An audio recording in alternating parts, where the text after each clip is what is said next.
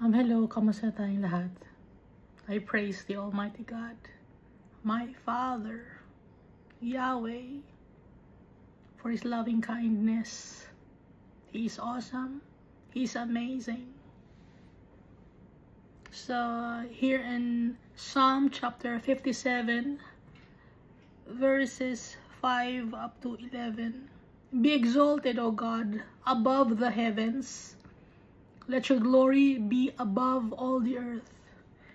They have prepared a net for my steps. My soul is bowed down. They have dug a pit before me. Into the midst of it, they themselves have fallen. Selah. My heart is steadfast. O God, my heart is steadfast. I will sing and give praise. Awake, my glory. Awake, lute and harp. I will awaken the dawn. I will praise you, O Lord, among the peoples. I will sing to you among the nations. For your mercy reaches unto the heavens, and your truth unto the clouds. Be exalted, O God, above the heavens. Let your glory be above all the earth. Our Father is glorious.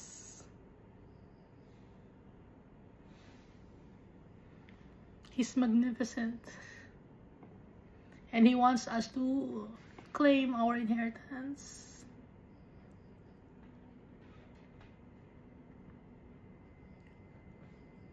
And we are His inheritance also.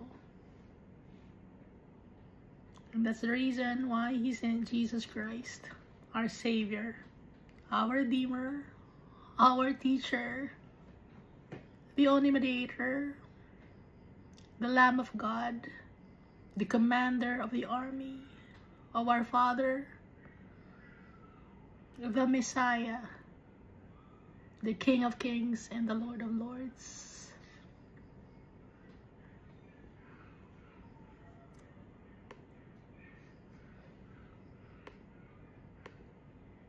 He will judge the people at the end of times.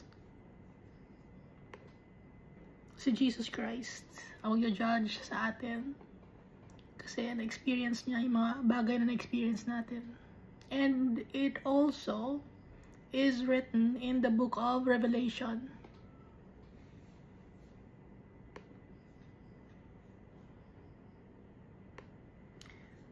So last time, mga parables ang binabasa natin. So hindi pa tayo tapos sa mga parables.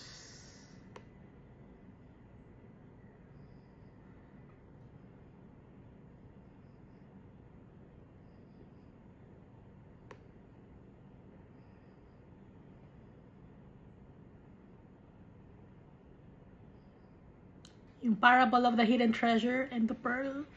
Yun yung kingdom of God.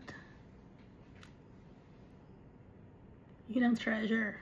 Yun ang pearl of great value.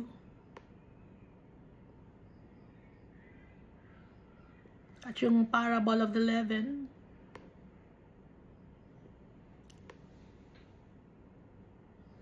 yun yung time na i-judge na ang lahat ng mga tao.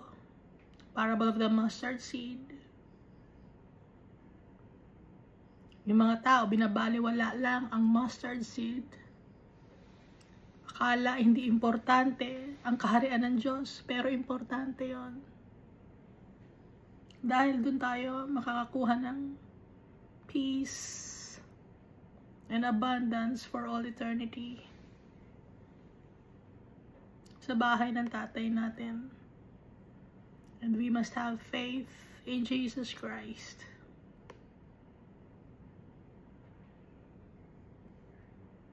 Dahil hindi tayo makakalapit sa tatay natin if we don't acknowledge Jesus Christ as our Savior and Lord and King. And Jesus Christ also forgives sins like the Almighty Father.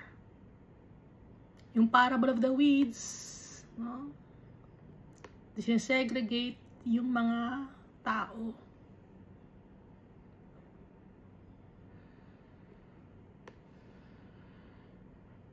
So, laging dalawang klase lang naman ng tao yun eh. Followers of the Almighty Father and Jesus Christ. Kasi if you are a follower of Jesus Christ, you are also a follower of the Almighty Father. Dahil kung ano ang pinag-uutos ni Almighty Father, that's also what Jesus will do.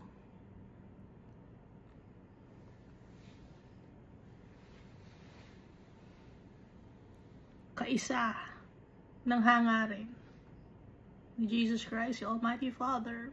Kaisa ni Almighty Father, si Jesus Christ. Tayo, kaisa ni Jesus Christ. It's so, kaisa rin tayo ni Almighty Father. The only mediator, Jesus Christ. Wala nang iba pa. So, tila tayo sa nabasan natin ito, yung parable of the homeowner or parable of the householder. Sa Matthew chapter 13, verse 52. Then he said to them, therefore, every scribe instructed concerning the kingdom of heaven is like a householder who brings out of his treasure things new and old. Yung mga treasures na luma at treasures na bago. Yung bagong treasure, yun ang turo sa atin ni Jesus Christ. Yung mga old treasure, yun yung mga tinuro sa atin ni Almighty Father through His prophets. So, sino ba yung mga scribe? Yung mga scribes, sila yung mga writer, journalist, historians, or secretary, chroniclers, lawyers, no, na nagka-copyright,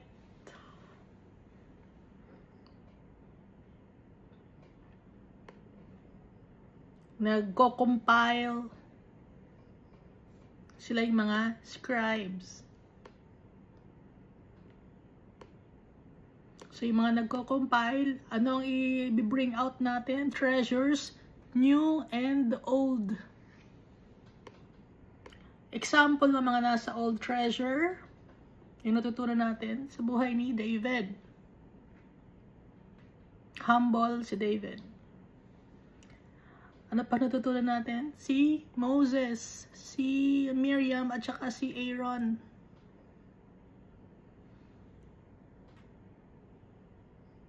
Hindi tayo dapat magsalita ng masama sa kapwa-tao natin.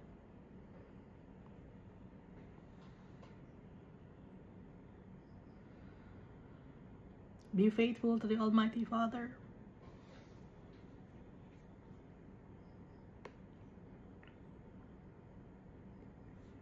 Mahalin yung kapwa-tao natin. Yun yung nasa Old Covenant. At sa New Covenant, ganun din, no? So, dito na tayo sa parable of the wandering sheep. Parable of the wandering sheep, nasa Matthew chapter 18, verses 12 to 14, and Luke chapter 15, verses 3 to 7. So dito sa Matthew chapter 18, verse 12 to 14, what do you think if a man has 100 sheep, if one of them goes astray? Isang lalaki, meron siyang 100 sheep, alaga niya. At isa ron ay naligaw. One of them goes astray. Does he not leave the 99 and go to the mountains to seek the one that is straying? Hindi ba't iiwan niya ang 99 sheep and go to the mountains to seek the one that is straying? Pupunta siya sa mountains para mahanap lang yung isang nawawala. Baka sabihin nyo, ay bakit ganun iniwan yung 99? Isa lang naman ang nawawala eh. Hayaan na natin. Hindi ganon si Almighty Father. Hindi ganon si Jesus Christ. Gusto ni Almighty Father tsaka ni Jesus Christ, lahat tayo nasa kanyang sheepfold. Kasi protected tayo ni Almighty Father.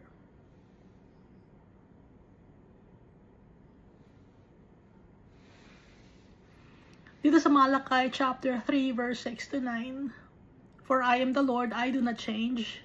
Therefore you are not consumed, O sons of Jacob. Yet from the days of your fathers you have gone away from my ordinances and have not kept them. Return to me, and I will return to you, says the Lord of hosts."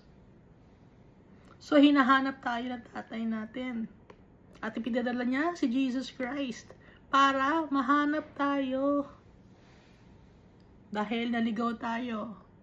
Paano tayo naligaw? Nagkasala tayo. Nawala tayo sa path to righteousness. Napunta tayo sa path to destruction. Because of the ways of this world. Iniwan yung 99 kasi yung 99 sheep nasa sheepfold na. Protected na. Kasi baka isipin nyo, hindi, ay, ganun pala yun. Kailangan ko nang magpapansin. Kailangan ma-astray ako, kailangan maligaw ako para ako ang hahanapin. Hindi ganun.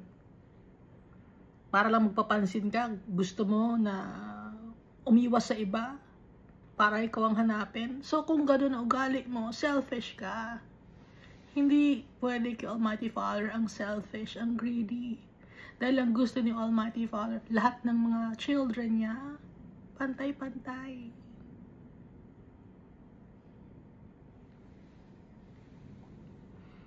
Kaya yung 99 sheep, nasa sheepfold na, protected na yon. Ngayon, yung isa na nawawala, walang mag-aalaga sa kanya. Kaya kailangan siyang hanapin ng shepherd. Verse 13. "And if he should find it, assuredly, I say to you, he rejoices more over that sheep than over the 99 that did not go astray." Nagsi-celebrate si Almighty Father. Dahil yung 99, secured na sila. Pero pag nakita yung isang tao na makasalanan, na bumalik yung Almighty Father, nagsi-celebrate si Almighty Father and all the heavenly hosts dahil may isa na namang anak ni Almighty Father ang nakabalik sa kanya. Dahil gusto ni Almighty Father, lahat tayo makabalik.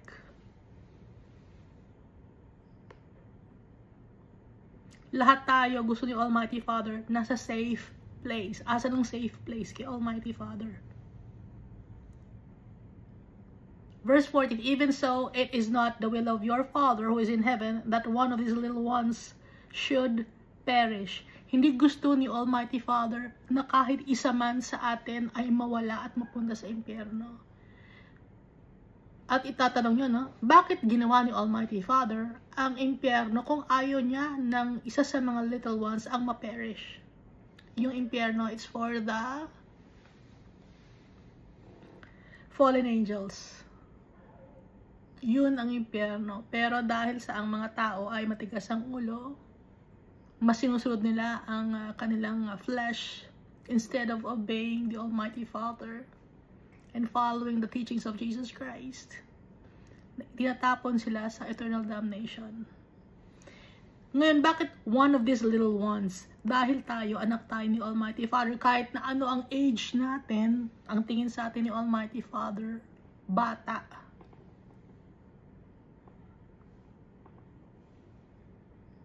Dahil anak niya tayo.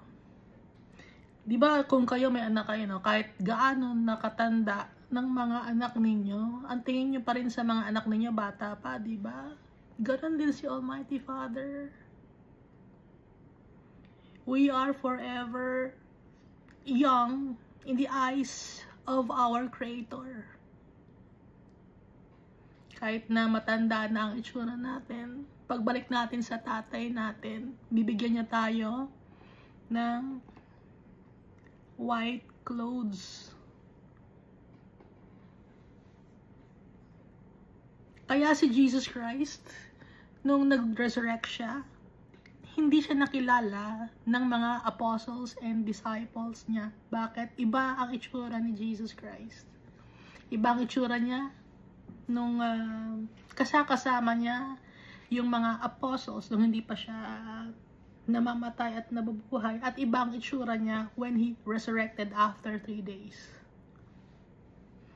So tayo, yung itsura natin ngayon, hindi tayo maganda. Insecure tayo, ang dami nating imperfections. Pero, time will come, we will be perfect like Jesus Christ.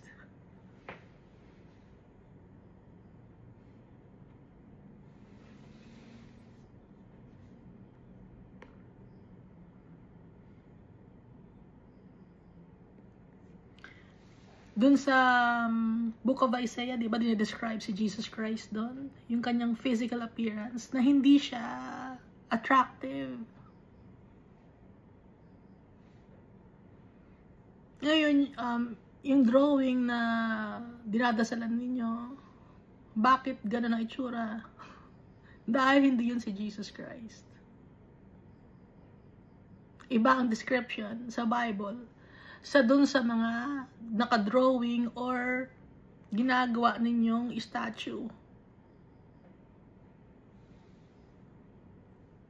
Dahil hindi yun si Jesus Christ.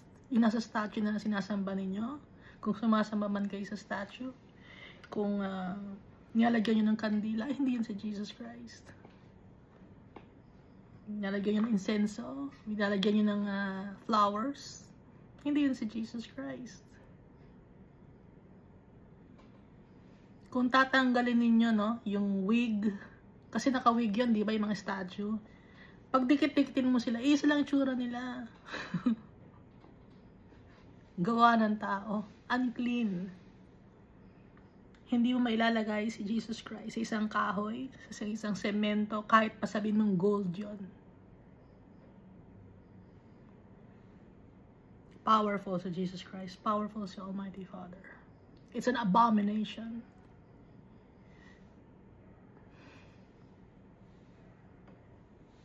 Minamaliit ninyo si Jesus Christ. Pag nilalagay niyo siya sa isang statue, wala kasi ako. Pag nilalagay niyo sa isang statue, ganito ba kalit si Jesus Christ, ha?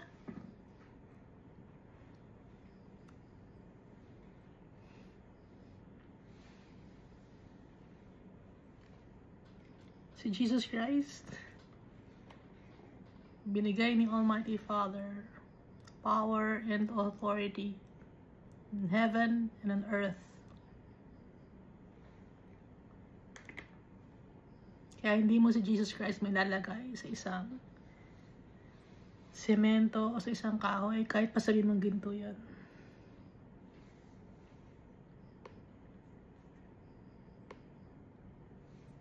So dito tayo sa parable of the unmerciful servant, which can be found in Matthew chapter 18 verses 21 to 35. And then Peter came to him and said, Lord, how often shall my brother sin against me? Tanong ni Peter. And I forgive him up to 7 times? Lord, hanggang pag yung kapatid ko nagkaroon sa akin ng kasalanan at papatawarin ko siya, hanggang 7 times, pwede na ba yun? Napatawarin ko siya ng 7 times. Verse 22, Jesus said to him, I do not say to you up to 7 times. Wala akong sinasabi sa iyo up to 7 times. Sabi ni Jesus Christ, I do not say to you up to 7 times. So, nag-assume lang si Peter, no?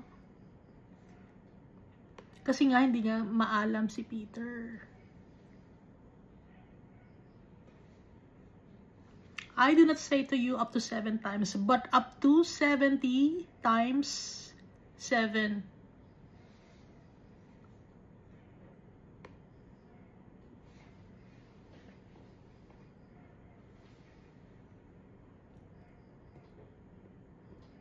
Yun ang bilang ng kapatawaran na ibibigay mo sa brother mo or sa sister mo pag nagkasala sa'yo. Ngayon, bibilangin mo pa ba? Aabot ng 7, 10, 11, aabot ng 20. Hindi mo na mabibilang, di ba? Ilan na ba yung kasalanan nun? Gagawa akong checklist. Ililista ko nga yung kasalanan nun. Hindi mo na mabibilang. Verse 23, therefore, the kingdom of heaven is like a certain king who wanted to settle accounts with his servants. So, sino tong king na to? Inihahalin tulad ni Jesus Christ. Yung king na to, ito is Almighty Father, who wanted to settle accounts with his servants. Meron tayong debt. No? May debt tayo. Debt of sin and shame. Meron tayong utang sa tatay natin dahil sa ating mga kasalanan. Who wanted to settle accounts with his servants. Servants tayo, itong mga servants. Lahat tayo. Servants of the Almighty Father.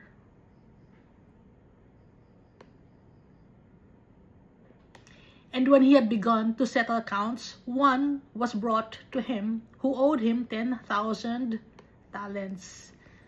Nung nagbibigay na or nag-check na yung king ng mga pautang niya, may isang tao na inilapit sa kanya, na may utang sa kanya ng 10,000 talents. So, si Almighty Father, nagsisettle ng accounts. Mayroong tao na maraming kasalanan. Kino-compare lang, no?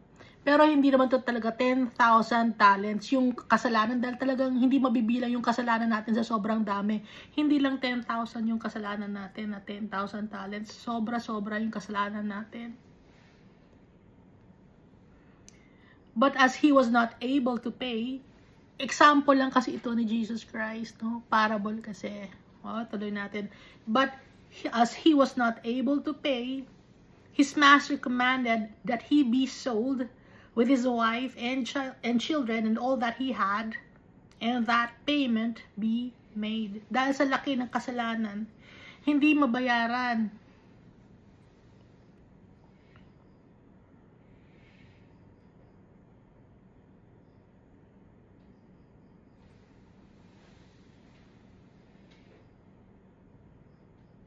So, sobrang dami ng kasalanan, isinama pati yung mga anak at saka yung children at saka yung asawa para mabayaran.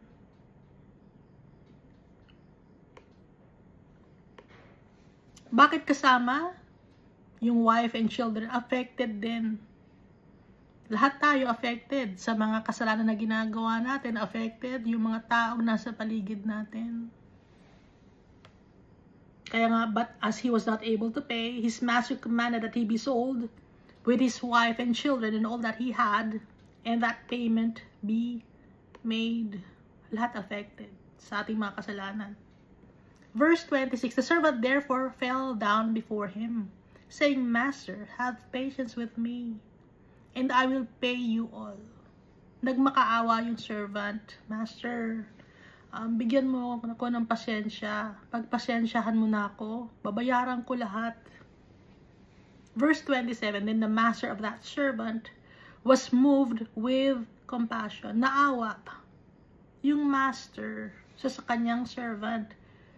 Ang ginawa ng master, dahil sa kanyang awa, released him and forgave him the debt.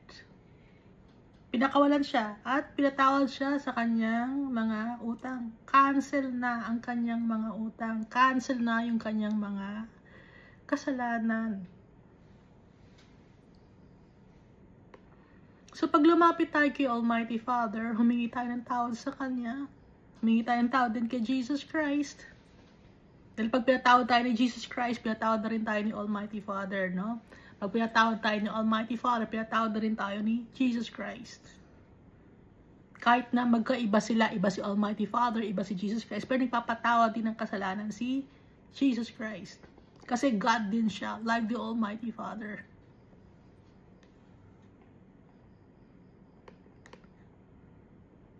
Maawain si Almighty Father.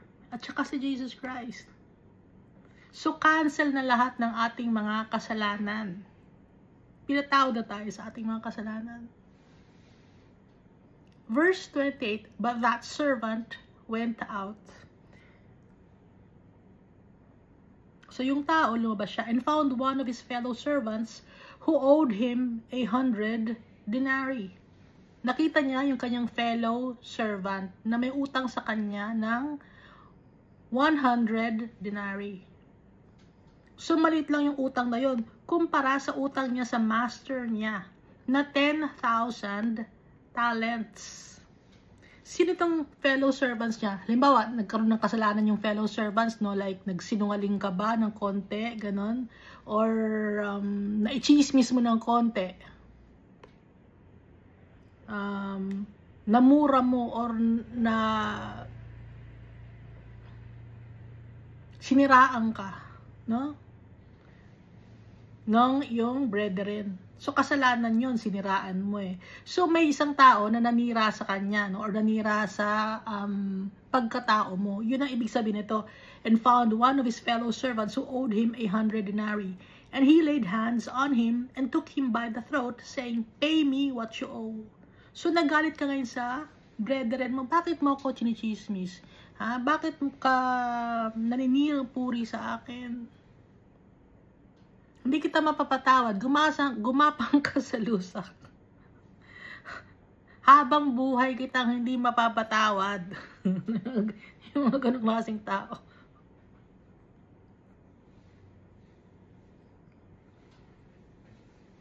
At gumaganti ka pa, gaganti ka pa, gagantihan kita. Lintik lang ang walang ganti. Gagantihan kita. Dudurugin kita. Ganon yung mga ibang tao, no? Verse 29, so his fellow servant fell down at his feet and begged him, saying, have patience with me, and I will pay you all. Pagpasensyahan mo na ako, babayaran kita, patawarin mo na ako sa aking mga utang. I-cancel mo na lang, or babayaran kita. Kahit hindi mo na i-cancel, babayaran kita. Verse 30, and he would not, but went and threw him into prison. Hindi siya pumayag na patawarin niya yung kanyang brethren. Idinimanda niya, sinaktan niya, ichinismis niya rin, ginawa niya rin ng kwento,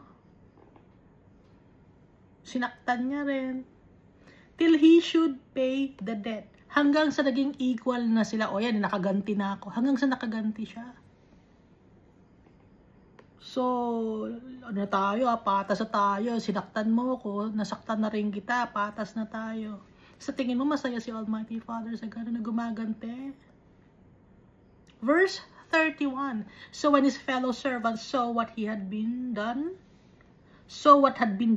nung nakita ng mga fellow servants na ibang mga tao kung ano nangyari, sila ay nalungkot. Sino itong mga fellow servants na to?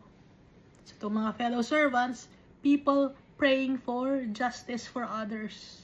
Nakikita natin, ano, na sinaktan mo yung isang kapwa-tao mo. Tapos ikaw, bakit gagumante? Yun yung mga fellow servants, no? So, yung mga fellow servants na yun, nalulungkot din. They were grieved and came and told their master all that had been done.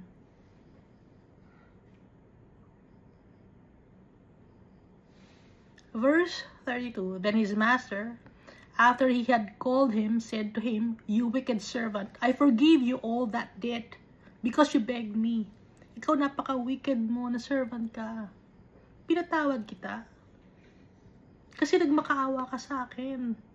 Ang dami mong kasalanan, mas malaki pa sa kasalanan ng ginawa sa iyo ng iyong brethren. Pinatawad kita. Bakit yung brethren mo hindi mo pinatawad?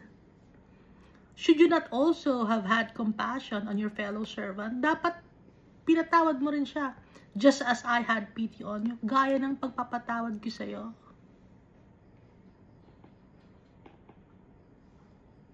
So that's wickedness, no? Pinatawad siya ni Almighty Father Tapos yung servant naman at yung tao naman na yun, hindi naman siya nagpatawad ng mga taong may kasalanan sa kanya. Nag-hold siya ng grudges.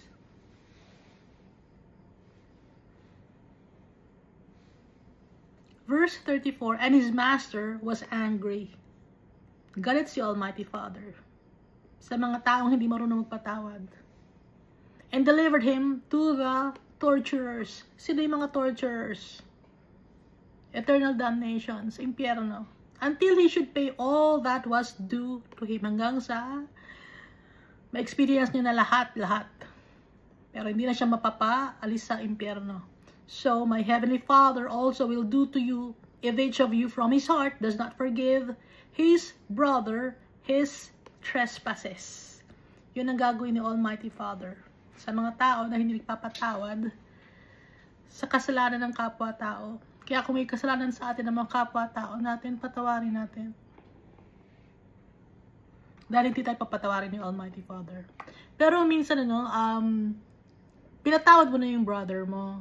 Pero gusto mo lang ng katahimikan. Gusto mo lang ng peace, no? Pero, in your heart, you've forgiven them already. But you just want to have peace. May mga ganong klaseng tao, no? At saka sa turo ni Jesus Christ sa atin, na prayer, di ba?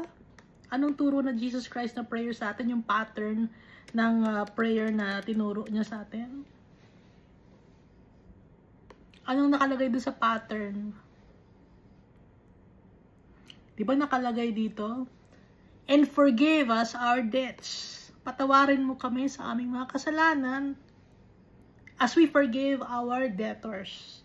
Dahil papatawarin din namin yung mga nagkasala sa amin. Ngayon, nagdadasal ba kayo? Inuulit-ulit nyo ba itong Our Father na prayer? Pero pinapatawad ba ninyo yung mga nagkasala sa inyo? O nagtatanim kayo ng galit sa kapwa-tao ninyo? Patuloy pa rin kayo naninira sa kapwa-tao ninyo.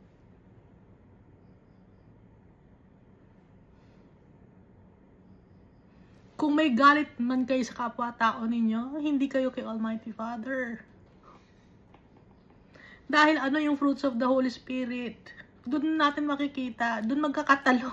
Kung talagang kay Almighty Father kayo, kung talagang kay Jesus Christ kayo, doon makikita, you have love, joy, peace, forbearance, kindness, gentleness, goodness, faithfulness, and self-control. Ngayon, kung wala sa inyo yung ganong mga bagay, hindi kayo kay Almighty Father. Hindi kayo kay Jesus Christ. Kahit pa, sabihin mo na religious ka, pero kung wala sa'yo yung pagmamahal sa kapwa-tao mo, lagi kang nanggugulang, nang-aapi, may galit ka sa puso mo, naninismis ka, hindi yun kay Almighty Father, hindi yun kay Jesus Christ.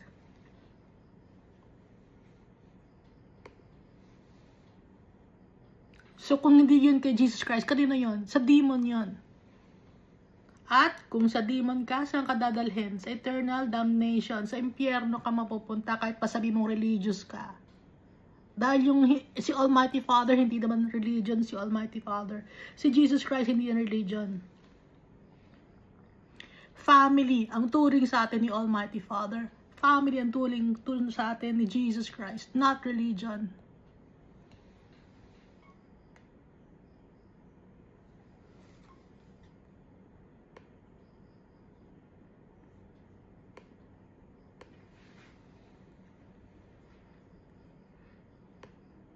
May mga nakikita kasi ako ng mga nagdedebate sa internet. Nag-aaway-away tungkol sa religion. Ano to, kay Almighty Father? Hindi kay Almighty Father yung nag-aaway-away ko tungkol sa religion ninyo. Nagkakaroon kayo ng debate, nagkakaroon kayo ng ad hominem. Hindi kay Almighty Father yun.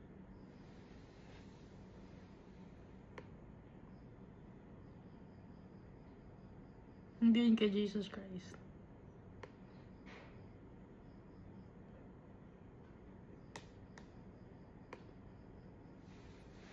So, dito tayo sa parable of the workers in the vineyard.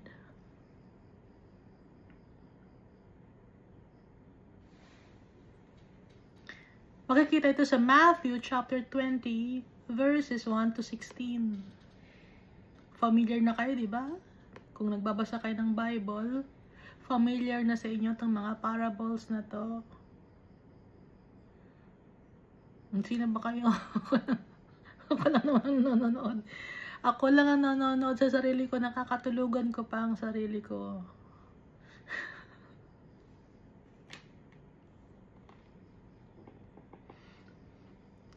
Pinanonood ko yung sarili ko. Natutulog ako. Ba't gano'n? Nakakatulog ako. Hindi ko matapos. Ba't gano'n?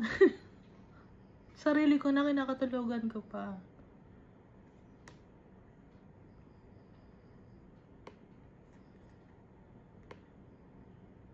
Minsan itinatry ko sarili ko. Try ko nga, makakatulog ba talaga ako pag pinapanood ko yung sarili ko. Tapos, alam mo, nakahiga na ako. Tapos papanood ko yung sarili ko. Nakakatulog talaga ako. Hindi ko matapos. Ba't gano'n? So, ulitin ko na naman.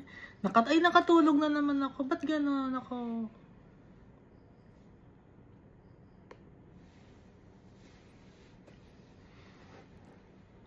So, ito sa parable of the workers in the vineyard, Matthew chapter 20, verse 1 to 16.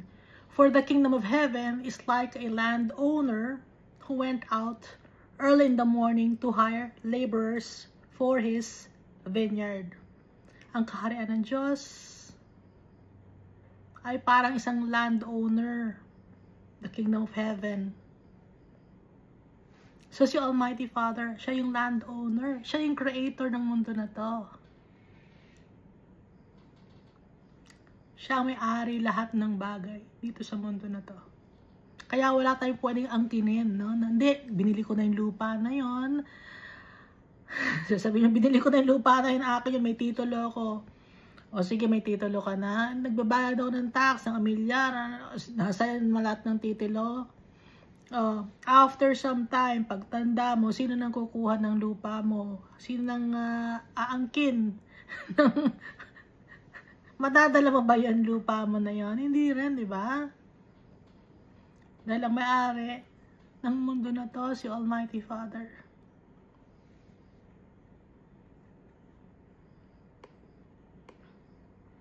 For the kingdom of heaven is like a landowner who went out early in the morning to hire laborers for his vineyard. No? Vineyard yung...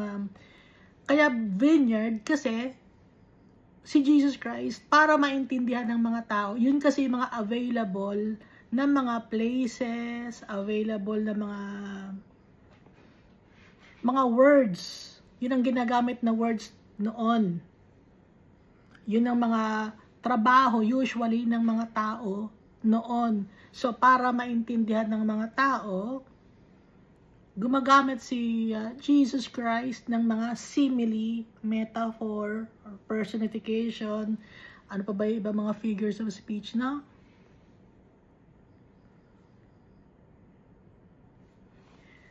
Verse 2.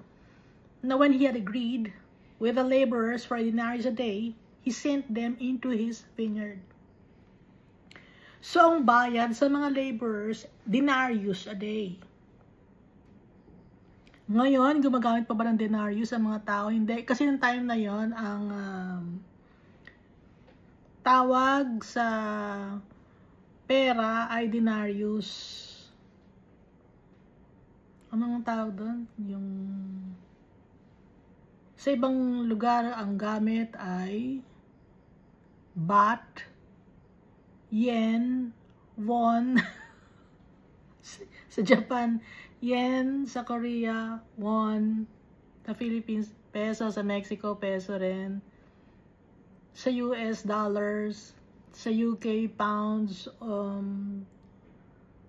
pounds ba? Basta iba-iba, di ba ang tawag? Ngayon, ng time ni Jesus Christ, ang tawag ay denarius. So, yun ang sweldo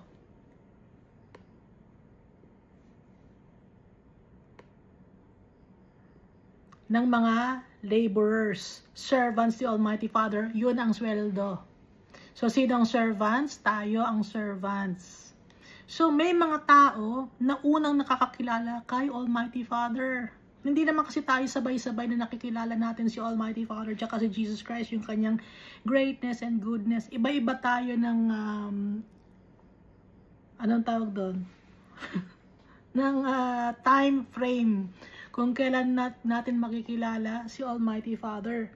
May mga tao na nakikilala nila si Almighty Father tsaka si Jesus Christ pag matanda na sila. May mga tao naman na bata pa lang, kilala nila si Almighty Father tsaka si Jesus Christ. Ngayon, itong early in the morning to hire laborers for His vineyard, mga unang nakakilala kay Almighty Father to. So, alam na nila yung Bible. Sometimes, kabisado na nila yung Bible, no? Now, when He had agreed with laborers for 8 denarius a day, He sent them into His vineyard. So, nagtatrabaho as workers of the Almighty Father. Yung iba, pastor, yung iba, preacher, yung iba, minister, yung iba, deacon, yung iba elders, yung iba ay ushers, no? Singers, musicians, mga worship leaders, mga ganon. And He went out about the 3rd hour.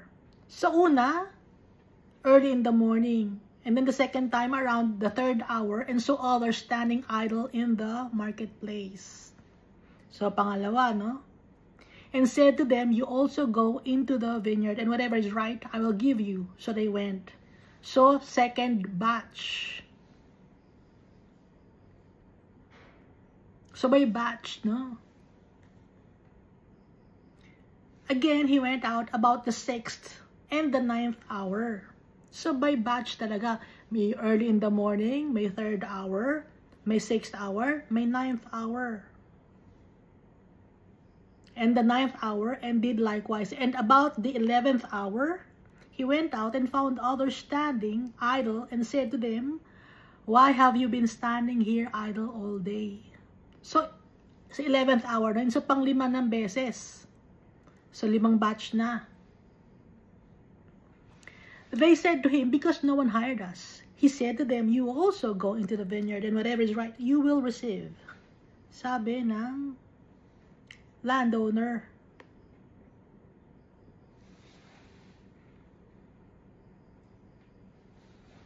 So, 5 batch to.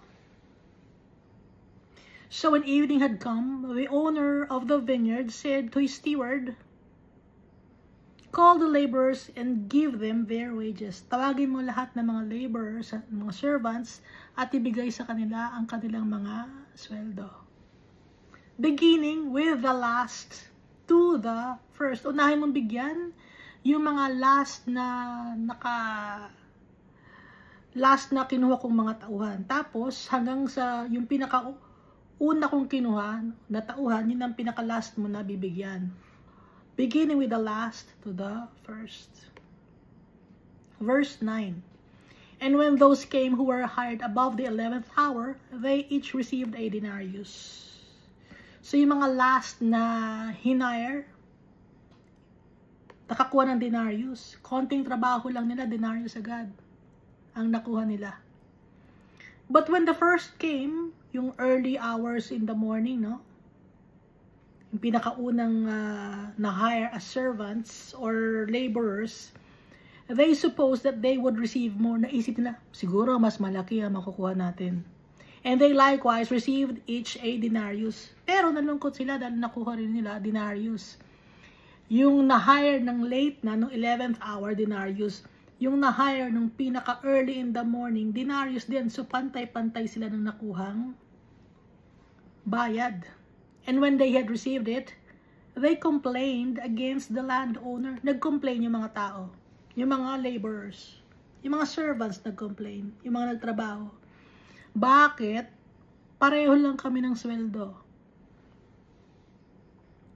Verse 12 saying, these last men have worked only 1 hour. Isang oras lang sila nagtrabaho And you have made them equal to us who have borne the burden and the heat of the day. Bakit ganun pare-pareho lang? Kami ang dami namin trinabaho. Ang init-init. Bakit equal lang ang sweldo? Nagreklamo sila sa landowner. So, kanino sila nagreklamo? Kay Almighty Father. Yung huli na nakakilala kay Almighty Father, ang nakuha nila ay eternal salvation. Yung mga matagal ng mga Christians or followers of the Almighty Father, ang nakuha nila, eternal salvation din. Pero nagreklamo sila. They want more. But he answered one of them and said, Friend, I am doing you no wrong. Did you not agree with me for a denarius? Di ba pumayag kayo ng denarius na sweldo ninyo? Wala akong nagawang kasalanan sa inyo. Pumayag kayo, usapan natin yun, di ba? Take what is yours and go your way. Kunin nyo na kung anong mga nararapat sa inyo. I wish to give you to this last man the same as to you. Gusto ko, kung ibibigay ko sa mga huli kong na-hire na mga tao, same nang ibibigay ko sa inyo. Yun ang gusto ko. Decision ko yon. Ako ang may-ari ng lupain. Ako ang landowner. Hawak kong lahat. Si Almighty Father, hawak niya lahat. Masusunod si Almighty Father. Take what is yours and go your way. I wish to give to this last man the same as you. Is it not lawful for me to do what I wish with my own things? Hindi ba karapat dapat na gawin ko ang mga bagay na gusto ko dahil ako may-ari eh? Or is your eye evil because I am good? O dahil ba sa yung mata ninyo, salbahe kayo, greedy kayo, wicked kayo, hindi yun nakikita yung mga bagay na magagandang nangyari? Dahil si Almighty Father, He is fair and just. Anong usapan sa Old Covenant? Eternal salvation. Inheritance. Nasa Old Covenant. Nasa New Covenant. Ano nasa New Covenant? Inheritance. Eternal salvation din. It's just the same.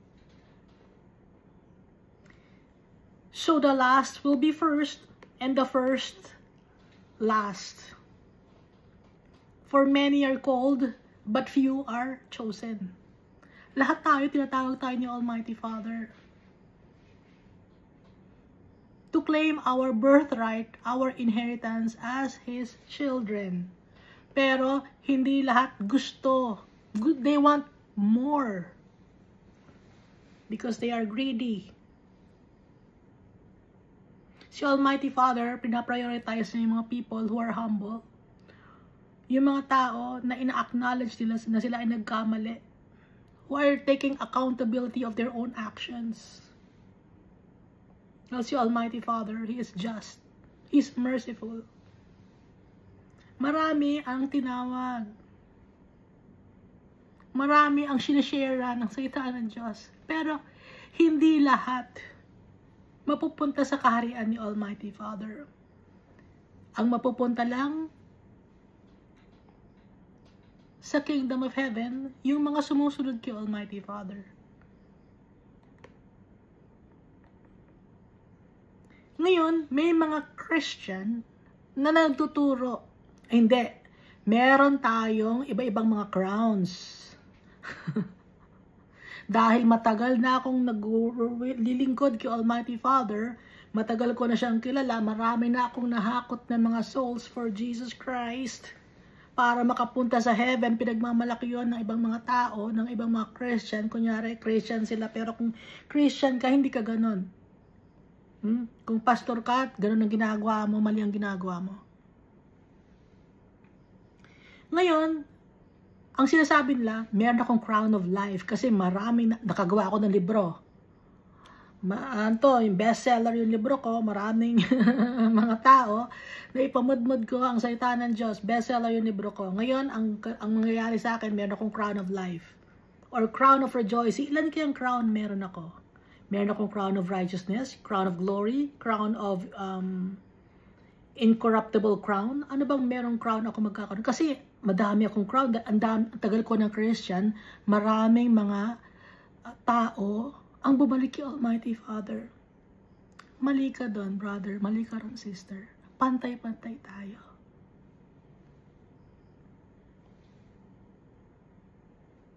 Dahil yung sinasabing crown of life, dito sa James chapter 1 verse 12 at sa Revelation chapter 2 verse 10. Yung crown of rejoicing sa 1 Thessalonians chapter 2 verse 19. Yung crown of righteousness sa 2 Timothy chapter 4 verse 8. Yung crown of glory sa 1 Peter chapter 5 verse 4. At crown of incorruption or incorruptible crown sa 1 Corinthians chapter 9 verse 25. Lahat ng mga crown na yon, iisa lang yung crown na yun, si Almighty Father. Siya ang ating inheritance. Siya ang ating treasure. Siya ang ating isi-celebrate.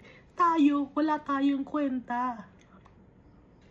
Supporting lang tayo. Ang bida, si Almighty Father. At itinaas ni Almighty Father, si Jesus Christ.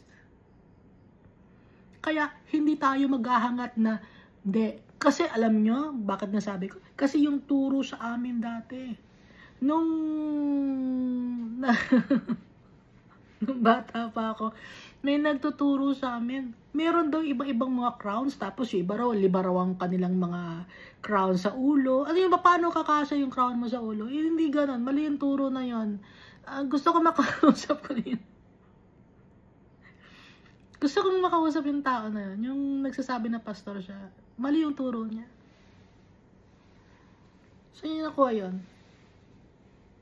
Pantay-pantay tayo sa mata ni Almighty Father. At hindi ko kailangan ng crown. Ang kailangan kong crown si Almighty Father. Maghahangat ba kayo ng ginto sa heaven? Hindi. Kung tawa ka maghahanap. Hindi ko maintindihan ng mga tao. Kung naghahangat ka pa, na magkaroon ka ng sariling crown or maibigyan ka pa ng pugay sa heaven, hindi ka karapat dapat sa heaven. Kung naghahanap ka ng pagka nakilalanin ka sa heaven, hindi ka karapat dapat. Dahil ang itataas nating pangalan si Almighty Father at saka si Jesus Christ. Si Jesus Christ, He gave His life for us to save us. Pinadala siya ni Almighty Father at itinaas ni Almighty Father ang name ni Jesus Christ above all names. Pero kung ikaw, gusto mo pa na itaas pa yung pangalan mo, kilalanin ka na kung sino ka man, hindi ka karapat dapat to be with our holy God. Kasi gusto mo pa ng accolades sa heaven. Bakit gusto mo? Gusto mong kilalanin ka? Bakit? Kayabangan yun. Pantay-pantay tayo kay Almighty Father. Kaya nga nakalagay dito, di ba? Parable of the vineyard. Ha? Hindi nyo ba nabasa to? Akala ko ba magaling kayo sa Bible, naiintindihan ninyo ang mga Bible, bakit mali-mali ang tinuturo ninyo sa mga tao? Dito sa mundo, binibigyang pugay pa ninyo yung mga religious leaders ninyo. At tingnan nyo, masaya si Almighty Father sa ginagawa ninyo.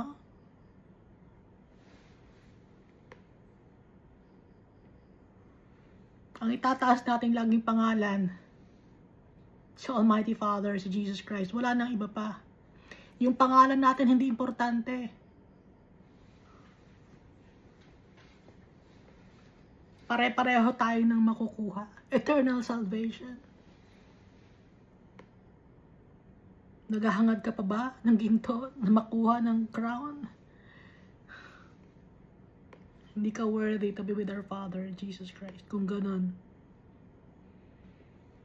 Dahil yung isip mo, nandito pa din sa mundo.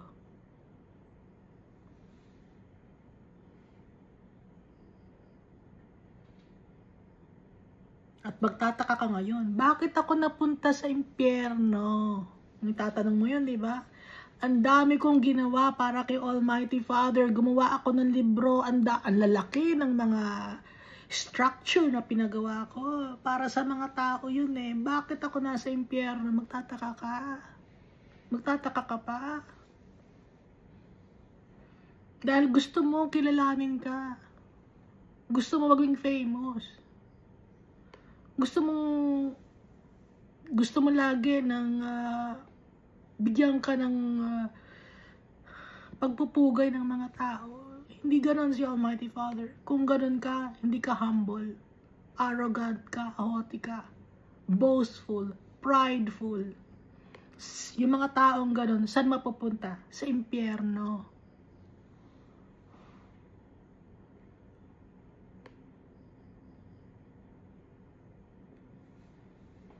Nakita mo ba yung mga prophets sa Old Covenant? Anong ginawa nila?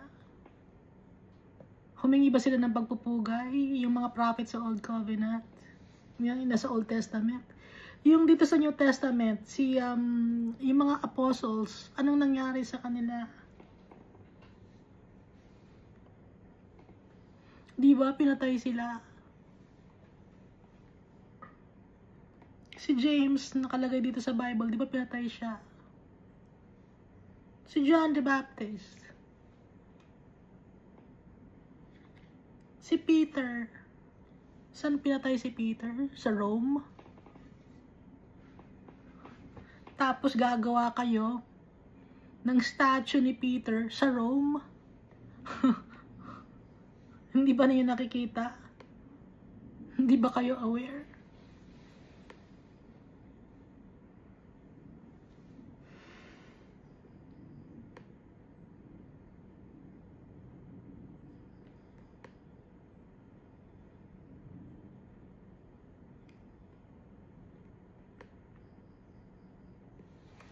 Example nito, no, ng the first will be the last, and the last will be the first. Tsaka yung many are called but few are chosen. Paano ba piliin? Example, yung two thieves na kasama ni Jesus Christ.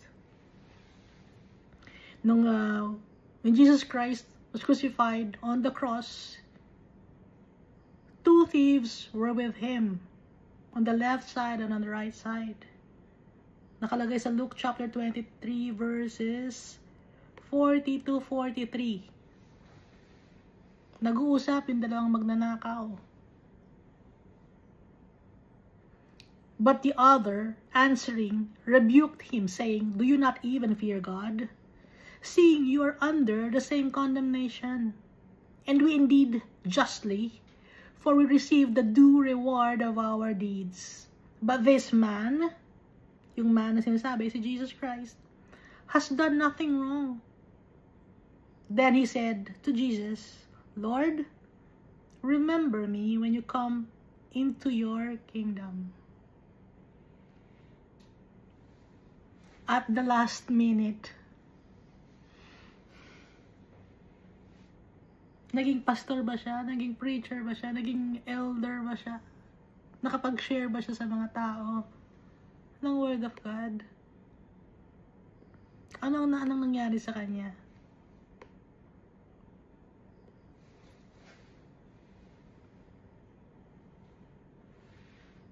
Anong una niyang sabi? Do you not even fear God? Hindi ka ba natatakot kay Almighty Father?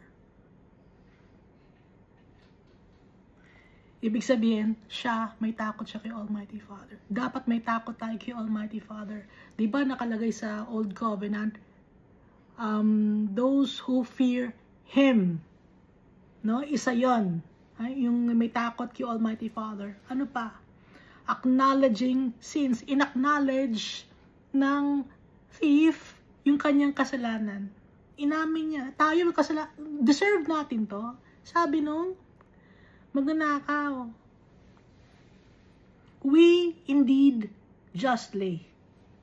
Sabi ng magnanakaw, deserve natin to. Nagnakaw tayo. So, in-acknowledge niya yung kanyang kasalanan. Taking accountability of his actions. For we receive the due reward of our deeds. Taking accountability yon. No? But this man has done nothing. In-acknowledge niya si Jesus Christ na walang kasalanan. Naiintindihan niya yung tama sa mali na injustices ang nangyayari kay Jesus Christ. Meron siyang faith kay Jesus Christ. Na kahit nakita niya si Jesus Christ na naka-crucify on the cross, na mukhang helpless, pero nagtiwala siya kay Jesus Christ. Nakita niya yung power ni Jesus.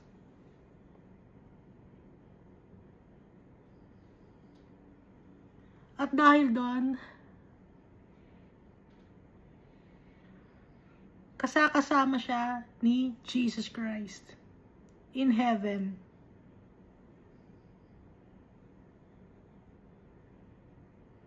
Dahil may takot siya kay Almighty Father at the last minute, in-acknowledge yung kasalanan niya, taking accountability sa kanyang actions, remorseful siya. At may faith siya kay Jesus Christ.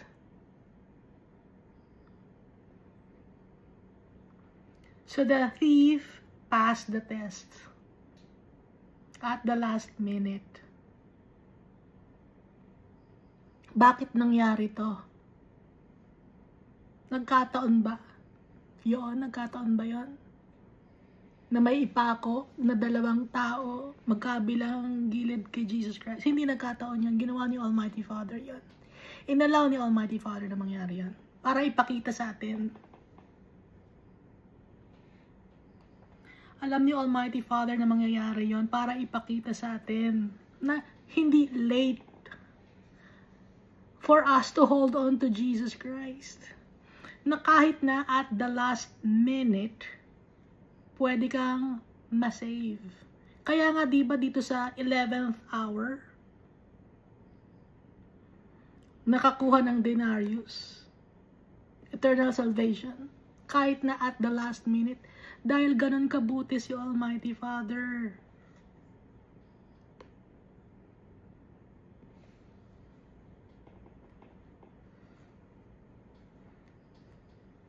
Hindi siya nababaptize ng water. Itong thief na to. Pero nakasama siya ni Jesus Christ. Hindi siya nabaptize ng water. At dahil nagtiwala siya kay Jesus Christ, kasama niya ang Holy Spirit. Nabago siya. Nabago ang puso niya kahit na nakapako siya sa cross. Nakita niya si Jesus Christ. Nabago ang kanyang buhay. Nabago ang kanyang puso.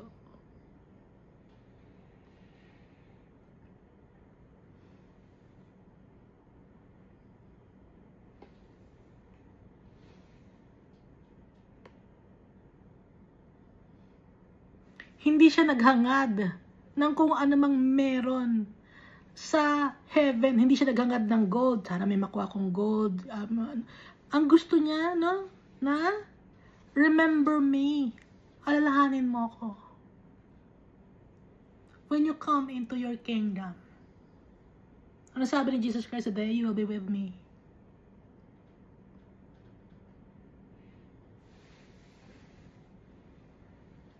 Today you will be with me in paradise. Sabi ni Jesus Christ.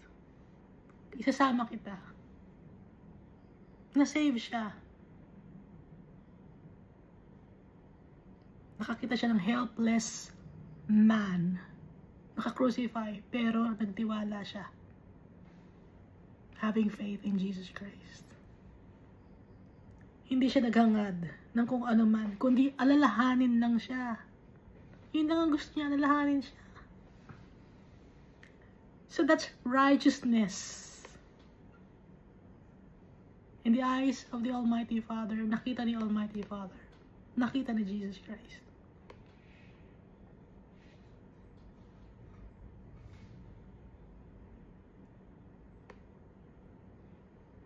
Ganito kabuti ang tatay natin.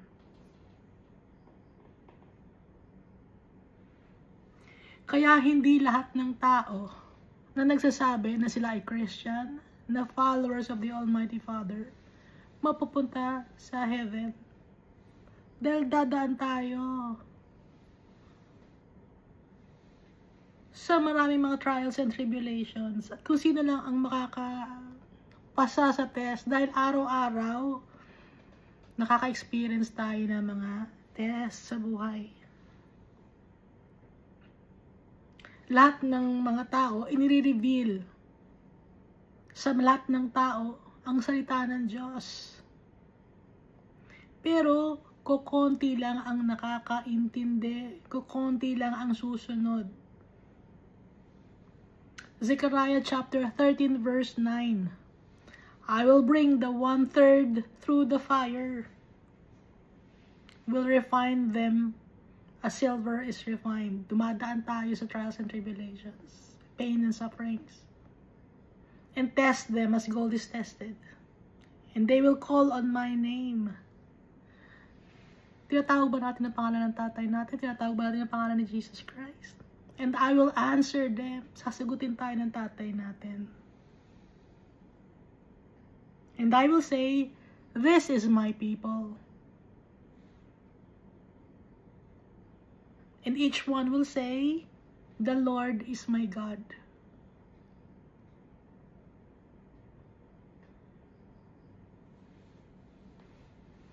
So lahat ng nababasa natin dito sa Bible, hindi ito nagkataon, ginagawa ni Almighty Father to para ipakita sa atin yung kanyang goodness, yung kanyang greatness.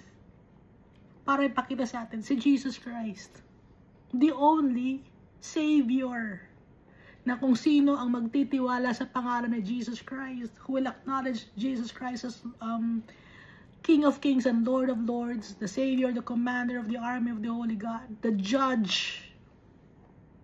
And Jesus also forgives sins like the Almighty Father. And so, Jesus is also God. Inuulit-ulit ko.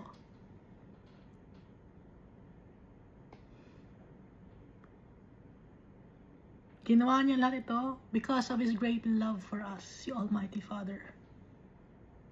Mahal na mahal ni Almighty Father si Jesus Christ. Dahil kay Jesus Christ, maganda na ang tingin sa atin ni Almighty Father.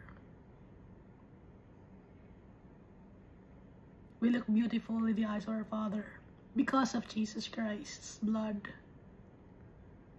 Thank you, and God loves us all so much.